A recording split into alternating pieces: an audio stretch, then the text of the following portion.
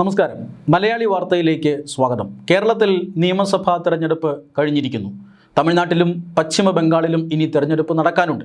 അതായത് തമിഴ്നാട്ടിൽ ഏപ്രിൽ 23-നും പശ്ചിമ ബംഗാളിൽ 2 ഘട്ടമായി ഏപ്രിൽ 23-നും 29-നും തെരഞ്ഞെടുപ്പ് നടക്കാനുണ്ട്. അതിന് ശേഷം മെയ് 4-ന് മാത്രമേ ഈ മുഴുവൻ സംസ്ഥാനങ്ങളുടെയും, അതായത് കേരളം, അസം, പുതുച്ചേരി, തമിഴ്നാട്, പശ്ചിമ ബംഗാൾ എന്നിങ്ങനെ തെരഞ്ഞെടുപ്പ് നടന്ന 5 സംസ്ഥാനങ്ങളുടെയും ഫലം പുറത്തു വരികയുള്ളൂ. മെയ് 4-ന് ഫലം പുറത്തു വരുന്നത് കാണാനായി, അല്ലെങ്കിൽ എന്താണ് ജനവിധി എന്നറിയാനായി ജനം അക്ഷമയോടുകൂടി കാത്തിരിക്കുന്ന ഒരു സാഹചര്യം കൂടിയാണ്. മുന്നണികൾ, കേരളത്തെ സംബന്ധിച്ചിടത്തോളം പല മുന്നണികൾ, 3 മുന്നണികളും കണക്കുകൾ വിലയിരുത്തി വരികയാണ്. എത്ര സീറ്റുകൾ തങ്ങൾക്ക് ലഭിക്കും, ഇത്തവണ ഭരണമാറ്റം ഉണ്ടാകുമോ ഇല്ലയോ, ഭരണമാറ്റം ഉണ്ടാവുകയാണെങ്കിൽ പുതിയ മുന്നണിക്ക് എത്ര കിട്ടും, BJPക്ക് കേരളത്തിൽ അക്കൗണ്ട് തുറക്കാൻ സാധിക്കുമോ, അങ്ങനെ അക്കൗണ്ട് തുറന്നാൽ അത് കേവലം ഒരു അക്കൗണ്ട് മാത്രമായിരിക്കുമോ, ഒട്ടനവധി BJP MLAമാർ ഇത്തവണ നിയമസഭയിൽ ഉണ്ടാകുമോ, ഇതെല്ലാം ചർച്ചാ വിഷയമായിക്കൊണ്ടിരിക്കുകയാണ്.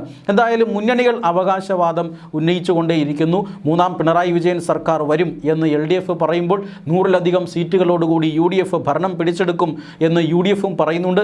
എന്നാൽ നിരവധി BJP MLAമാർ ഇത്തവണ നിയമസഭയിൽ ഉണ്ടാകും എന്ന് BJPയും പറയുന്നുണ്ട്. അങ്ങനെ കണക്കുകളും വിലയിരുത്തലുകളുമെല്ലാം നടന്നുകൊണ്ടിരിക്കുന്ന ഒരു സമയം കൂടിയാണ്. ഈ സാഹചര്യത്തിൽ നേമം നിയോജക മണ്ഡലത്തിൽ നിന്നും ചില വാർത്തകൾ വരുന്നുണ്ട്. അതായത് നേമം നിയോജക മണ്ഡലം കേരളം ഒറ്റുനോക്കിയ ഒരു മണ്ഡലമാണ്. ഈ തെരഞ്ഞെടുപ്പിൽ കേരള സംസ്ഥാനം മുഴുവൻ നേമത്തെ തെരഞ്ഞെടുപ്പ് ഫലം എന്താകും എന്ന് നോക്കിക്കൊണ്ടിരുന്ന ഒരു തെരഞ്ഞെടുപ്പാണ് കടന്നുപോയത്.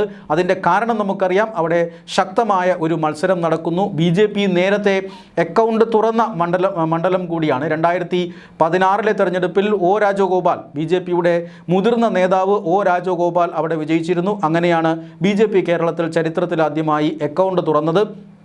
എന്നാൽ 2021-ലെ തെരഞ്ഞെടുപ്പിൽ ആ അക്കൗണ്ട് ഞങ്ങൾ പൂട്ടിക്കും എന്ന് ഇടതുമുന്നണി കൃത്യമായി പറഞ്ഞ് വെല്ലുവിളിക്കുകയും അതവർ നടപ്പിലാക്കുകയും ചെയ്തു. LDFന് വേണ്ടി V ശിവൻകുട്ടി നേമത്തു നിന്ന് വിജയിക്കുകയും അദ്ദേഹം മന്ത്രിയായതും ഒക്കെ നമ്മൾ കണ്ടതാണ്. അങ്ങനെ വാശിയേറിയ പോരാട്ടം നടക്കുന്ന മണ്ഡലമാണ് നേമം മണ്ഡലം. ഇത്തവണ V ശിവൻകുട്ടി അവിടെ മത്സരിക്കുന്നുണ്ട്. LDFന് വേണ്ടി V ശിവൻകുട്ടി തന്നെയാണ് മത്സരിക്കുന്നത്. മന്ത്രി മണ്ഡലമാണ്. അതോടൊപ്പം തന്നെ BJPക്ക് വേണ്ടി കഴിഞ്ഞ തവണ നഷ്ടപ്പെട്ട മണ്ഡലം തിരിച്ചു പിടിക്കും എന്ന പ്രഖ്യാപനവുമായി BJP അവിടെ രംഗത്തിറക്കിയിരിക്കുന്നത് സംസ്ഥാന അധ്യക്ഷൻ രാജീവ് ചന്ദ്രശേഖരനെ തന്നെയാണ്. അതോടൊപ്പം തന്നെ യാതൊരു കാരണവശാലും വിട്ടുവീഴ്ചയ്ക്കില്ല എന്ന് പറഞ്ഞ് UDF കോൺഗ്രസിൻ്റെ ഏറ്റവും പ്രധാനപ്പെട്ട സ്ഥാനാർത്ഥിയായ ശബരിനാഥനെയും രംഗത്തിറക്കിയിരിക്കുന്നു. അതുകൊണ്ട് ശക്തമായ ത്രികോണ മത്സരം നടക്കുന്ന ഒരു മണ്ഡലം തന്നെയാണ്, കേരളം മുഴുവൻ ഉറ്റുനോക്കുന്ന ഒരു മണ്ഡലം തന്നെയാണ് നേമം നിയമസഭാ മണ്ഡലം. അതുകൊണ്ട് തന്നെ നേമം നിയമസഭാ മണ്ഡലത്തിൽ സഖാക്കളുടെ കണക്കനുസരിച്ച് V ശിവൻകുട്ടി ജയിക്കും എന്നാണ് കമ്മ്യൂണിസ്റ്റ് പാർട്ടി നടത്തിയ വിലയിരുത്തൽ. കഴിഞ്ഞ ദിവസങ്ങളിലെല്ലാം അവരുടെ ബൂത്തുകളിൽ നിന്നും മറ്റും ലഭിച്ച ചില പ്രാഥമിക വിവരങ്ങൾ പ്രകാരം അവർ വിലയിരുത്തിയത് ഏതാണ്ട് 2000-3000 വോട്ടുകൾക്ക് V ശിവൻകുട്ടി ജയിക്കുമെന്നാണ്. അതായത് LDFിൻ്റെ കണക്കുകൂട്ടൽ അങ്ങനെയാണ്. പക്ഷേ ചില പടലപ്പിണക്കങ്ങൾ, ചില തെളിവുകൾ ഒക്കെ കഴിഞ്ഞ ദിവസം പുറത്തു വരുന്നു. അതിൻ്റെ അടിസ്ഥാനത്തിൽ ഇപ്പോൾ സഖാക്കൾ വീണ്ടും ചിന്തിക്കുകയാണ്, ഒന്നുകൂടി കണക്കുകൾ തിരുത്തി എഴുതുകയാണ്. ആ കണക്കുകളിൽ സഖാക്കളെ ഞെട്ടിക്കുന്ന ഒരു കാര്യം പുറത്തു വന്നിരിക്കുന്നു. അതായത് LDFിൻ്റെ ഏറ്റവും പ്രധാനപ്പെട്ട ഘടകകക്ഷിയായ, LDFിൻ്റെ രണ്ടാമത്തെ കക്ഷിയായ CPIയുടെ വോട്ടുകൾ LDF സ്ഥാനാർത്ഥിക്ക് നേമം മണ്ഡലത്തിൽ പോൾ ചെയ്യപ്പെട്ടിട്ടില്ല, അല്ലെങ്കിൽ പോൾ ചെയ്യപ്പെട്ടോ എന്നൊരു സംശയം അത് ഇപ്പോൾ CPIM നേതാക്കൾക്കിടയിൽ വ്യാപകമാവുകയാണ്. അതായത് LDFിൻ്റെ സ്ഥാനാർത്ഥി മന്ത്രി കൂടിയായിരുന്ന V ശിവൻകുട്ടിക്കെതിരെ CPI നേതാക്കൾ പ്രചരണം നടത്തിയെന്നും പലയിടങ്ങളിലും അവർ പരസ്യമായി തന്നെ വോട്ടർമാരെയും നേതാക്കന്മാരെയും എല്ലാം സമീപിച്ച് V ശിവൻകുട്ടിക്ക് വോട്ട് നൽകരുത് എന്ന് പറഞ്ഞ് സ്ഥാനാർത്ഥിക്കെതിരെ പ്രചരണം നടത്തിയെന്നും CPIയുടെ ഭൂരിഭാഗം വോട്ടുകളും ഇത്തരത്തിൽ LDF സ്ഥാനാർത്ഥിയായ V ശിവൻകുട്ടിക്ക് പോൾ ചെയ്യപ്പെട്ടിട്ടില്ല എന്നുമാണ് CPM ഇപ്പോൾ ആരോപിക്കുന്നത്. ആ ആരോപണം CPIയുടെ സംസ്ഥാന നേതൃത്വം തന്നെ ഇപ്പോൾ ഏതാണ്ട് ശരിവച്ചിരിക്കുകയാണ്. കാരണം കഴിഞ്ഞ ദിവസം CPIയുടെ ജില്ലാ സെക്രട്ടേറിയറ്റ് അംഗം, തിരുവനന്തപുരം ജില്ലാ സെക്രട്ടേറിയറ്റ് അംഗം സുലോചനനെ സംസ്ഥാന നേതൃത്വം പുറത്താക്കിയിരുന്നു. അങ്ങനെ പുറത്താക്കാനുള്ള ഏറ്റവും പ്രധാനപ്പെട്ട കാരണമായി ചൂണ്ടിക്കാട്ടിയത് LDFിൻ്റെ സ്ഥാനാർത്ഥി V ശിവൻകുട്ടിക്കെതിരെ പ്രചരണം നടത്തുകയും CPIയുടെ വോട്ടുകൾ V ശിവൻകുട്ടിക്ക് പോൾ ചെയ്യാതിരിക്കാനായി പ്രവർത്തിക്കുകയും ചെയ്തു എന്നതിൻ്റെ പേരിലാണ് സുലോചനനെ പുറത്താക്കുന്നത്. എന്ന് പറഞ്ഞാൽ CPIMൻ്റെ ആരോപണം CPI സംസ്ഥാന നേതൃത്വം അംഗീകരിച്ചു സ്വീകരിച്ചിരിക്കുന്നു, അതിന്മേൽ നടപടിയും സ്വീകരിച്ചിരിക്കുന്നു. ഇഞ്ചോടിഞ്ച് പോരാട്ടം നടക്കുന്ന, കനത്ത പോരാട്ടം നടക്കുന്ന മണ്ഡലത്തിൽ ഈ LDFിലെ ഏറ്റവും പ്രധാനപ്പെട്ട രണ്ടാമത്തെ ഘടകകക്ഷി തന്നെ ഇത്തരത്തിൽ ചതി നടത്തിയത് CPIMനെ ഞെട്ടിച്ചിരിക്കുകയാണ്. തരക്കേടില്ലാത്ത വോട്ട് CPIക്ക് നിയമമണ്ഡലത്തിലുണ്ട്. അതുമാത്രമല്ല വാശിയേറിയ പോരാട്ടം നടക്കുകയുമാണ്. അവിടെ BJPയെ മാത്രമല്ല കോൺഗ്രസിനെ സംബന്ധിച്ചിടത്തോളം ശക്തമായ ഒരു സ്ഥാനാർത്ഥി അവിടെ രംഗത്തുണ്ട്. അതുകൊണ്ട് തന്നെ CPM കേന്ദ്രങ്ങളിൽ ഇപ്പോൾ ആകാംക്ഷയുണ്ട്. നിയമം ജയിക്കുമോ? വി ശിവൻകുട്ടി എന്ന വിദ്യാഭ്യാസ മന്ത്രി അദ്ദേഹത്തിന് പരാജയം നേരിടേണ്ടി വരുമോ എന്ന ആശങ്ക ഇപ്പോൾ LDF ക്യാമ്പുകളിൽ തന്നെ ഉയരുകയാണ്. മാത്രമല്ല CPIയെ സംബന്ധിച്ചിടത്തോളം അവർക്ക് പരാതികൾ വേറെയുമുണ്ട്. വിവിധ തെരഞ്ഞെടുപ്പുകളിൽ വിവിധ പാറ്റേണുകളാണ് ഈ തിരുവനന്തപുരം മണ്ഡലത്തിൽ അല്ലെങ്കിൽ തിരുവനന്തപുരം ജില്ലയിലെ നേമം നിയോജക മണ്ഡലത്തിൽ കാണാൻ സാധിക്കുന്നത്. ലോക്സഭാ തെരഞ്ഞെടുപ്പ് വരുമ്പോൾ, ലോക്സഭാ തെരഞ്ഞെടുപ്പിൽ CPIയുടെ സീറ്റാണ് അത്, തിരുവനന്തപുരം ലോക്സഭാ സീറ്റ്.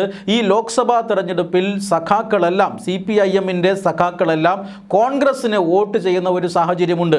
ആ LDF ഈ തിരുവനന്തപുരം ലോക്സഭാ തെരഞ്ഞെടുപ്പിൽ 3ാം സ്ഥാനത്തേക്ക് പോകുന്ന ഒരു സാഹചര്യമുണ്ട്. അതിൻ്റെ ഏറ്റവും പ്രധാനപ്പെട്ട കേന്ദ്രം നേമമാണ്. നേമത്ത് BJP വലിയ ലീഡ് നേടുന്നു, 2ാം സ്ഥാനത്ത് കോൺഗ്രസ് വരുന്നു. അതിദയനീയമായ വോട്ട് വിഹിതത്തോടുകൂടി ഈ CPIയുടെ സ്ഥാനാർത്ഥി 3ാം സ്ഥാനത്തേക്ക് പോകുന്നു. ഇതിൽ വലിയൊരു വിഭാഗത്തിന്, CPIയിലെ ഒരു വലിയ വിഭാഗത്തിന് അതൃപ്തിയുണ്ട്. നിർണായകമായ ലോക്സഭാ തെരഞ്ഞെടുപ്പിൽ ഈ CPIMൻ്റെ വോട്ടുകൾ CPI സ്ഥാനാർത്ഥിക്ക് വീഴുന്നില്ല, മറിച്ചത് നേരെ കോൺഗ്രസിൻ്റെ അല്ലെങ്കിൽ UDFൻ്റെ സ്ഥാനാർത്ഥിക്ക് പോകുന്നു.